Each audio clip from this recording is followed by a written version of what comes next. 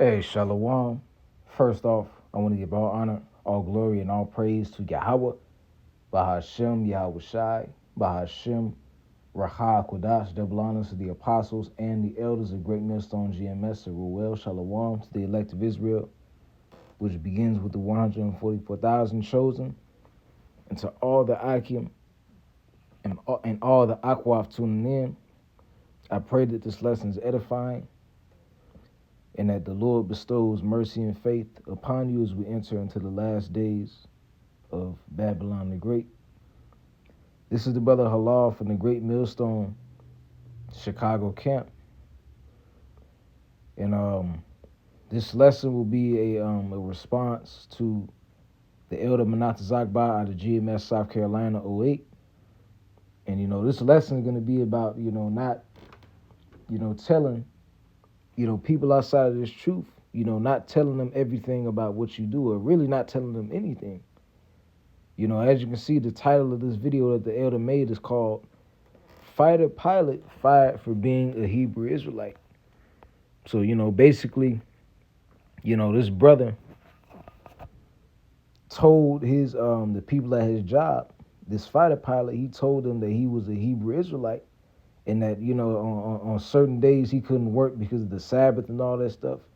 Basically, he completely, gave up, his secret identity, so to speak, man. Because, here in Chicago, the elder Jeremiah, who we call Murph, he's always talking about, separating your Superman from your Clark Kent, knowing the switch between roles, man. Because, in this truth, spiritually and figuratively speaking, when we're out there on the street corners preaching, we're spiritually, we're in the position of Superman. But, out here in the world, that's when we tap into that Clark Kent, that alter ego, so to speak. When you're at work, when you're out in public, going to a restaurant and all that, you're not supposed to be telling everybody that you're an Israelite, man. Because your career, the opportunity for you to get some money, for you to get that daily bread, it can all, be in jeopardy. Behind you running your mouth all the time and telling these people about everything that you do. But I want to start this off with the book of Sirach, chapter 32. And starting at verse 7, it says, "Speak, young man."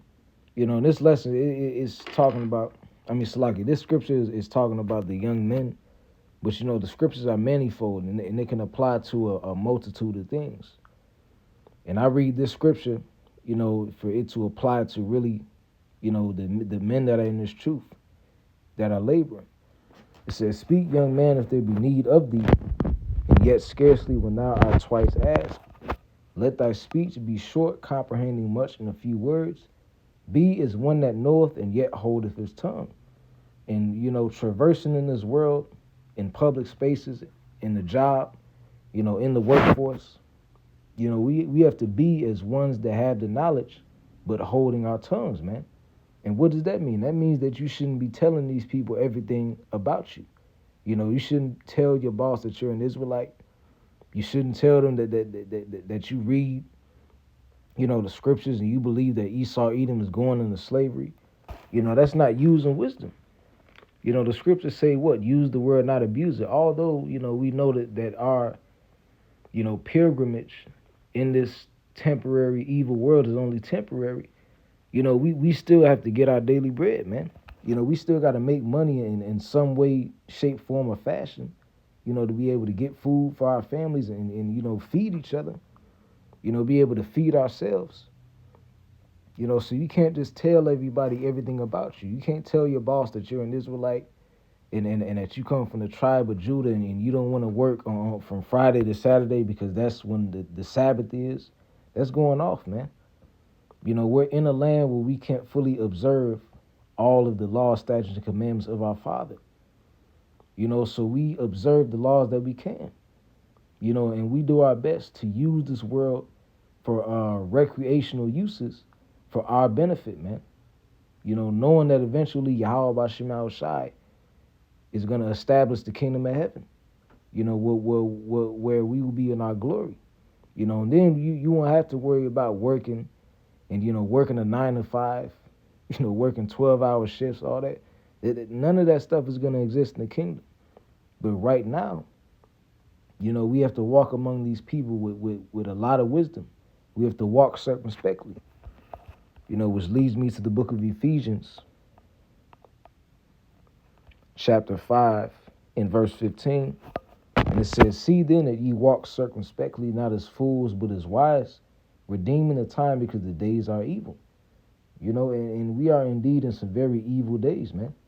You got debaters being assassinated. You just had the recent passing of Charlie Kirk, which before before these Republicans even knew, before these Trump supporters even knew that the person who shot him was a conservative, they were ready to ignite a civil war over this man. So we're living in very evil times, man. Therefore, we have to walk circumspectly. We have to watch everything that goes on around us, man, and be as ones that know and yet hold our tongue, and be as wise as serpents and harmless as doves, man. But let's go into the word circumspectly.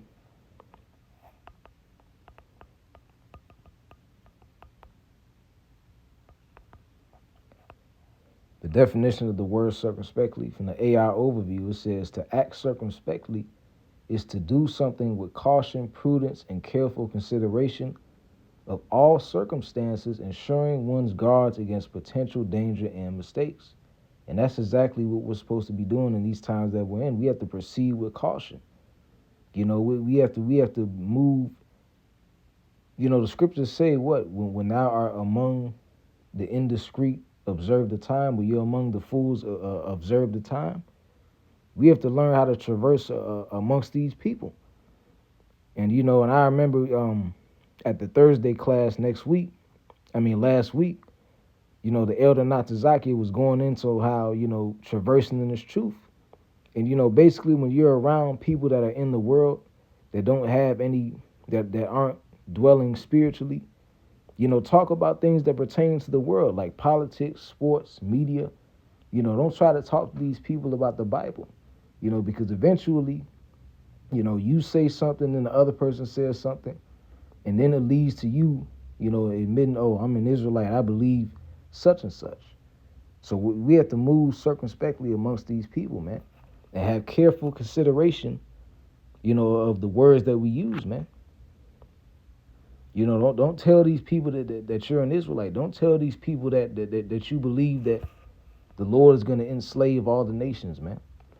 That's going to get rid of a lot of opportunities, to get money, and get that daily bread. Let's see. From there, let's go to the book of Proverbs, chapter 21, and verse 23. And it says, "Whoso keepeth his mouth and his tongue keepeth his soul from troubles." Right, so we have to learn, when to be quiet, when to not use many words, walking circumspectly amongst the people of the world, man. Let's see, this is Proverbs 29 and 11. It says, "A fool uttereth all his mind, but a wise man keepeth it in until afterwards." So, always telling people about what you're on, what you're moving, how you're moving, telling people all of your business. That is the conduct of a fool. A fool, will reveal themselves, man. You don't even have to really question the fool, for them to reveal who they really are. All you have to do is let them talk. Ask them a couple of questions, and eventually they'll give themselves up, man.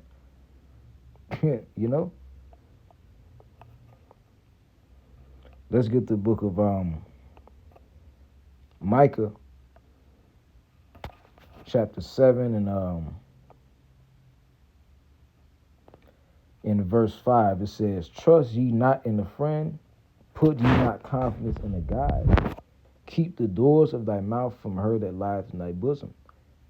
So don't put your trust in the people of this world, man. Your so-called friends that are in the world, You know, you can hang and chill with them. You know, go out to the movies. You know, go to the bowling ring. You know, you can do all those things, man. You know, but don't tell them about what you're involved in, man. You know, don't put your trust in them. You know, because that can put you in a lot of jeopardy. You know, so I'm going to end this off. This is the book of Sirach, chapter 8. And I will start at verse 17. It says, consult not with a fool, for he cannot keep counsel. Verse 18, do no secret thing before a stranger, for thou knowest not what he will bring forth. Right, you don't know what these people are. You don't know how these people are going to look at you, you know, and how they're going to treat you, you know, if you utter all of your business and let them know about what you're involved in, man. You know, so do no secret, confidential thing before a stranger, man. You know, but before a person that you know is not rooted in these scriptures spiritually, you know, that's not in this truth. I read it over one more time. It says, do no secret thing before a stranger, for thou knowest not what he will bring forth. Verse 19, open not thine heart to every man, lest he requite thee with a shrewd turn. Open not your heart to every man. Don't utter your business to everybody, man. Because everybody in this world, matter of fact, if you're a man of Yahweh Shema Shai, all of these people in the world that are not in the truth do not have your best interest at heart, man. And if you reveal yourself, more than likely, they can point you out to law enforcement, man, to these troops when they start coming after the men of the Lord. You know, 2nd Ezra 16 and 70. You know, great insurrection upon those that fear Yahweh by Shema Shai. They cast them out of their houses. You know, you're going to be the first ones you're going to be the first one that gets snatched up, because instead of walking circumspectly and proceeding with caution and using this world for recreational use, you thought that you can just tell these people who you were, you know, and that you were just going to be able to, you know, be in Slakia, and that you were just going to be able to just walk comfortably, you know, when people know what you're involved in, man. So, hey, walk circumspectly in this world. Only use this world for recreational use, man. You know, so I hope this lesson was edifying. And with that, I want to give all honor, all glory, and all praise to Yahweh, by Hashem, Yahweh Shai, by Hashem, Rakak Wadash, double honors to the apostles and elders of Great Millstone GMS, Kwam Yasha'Allah, Wa Abba Babal. And until the next lesson, Shalom.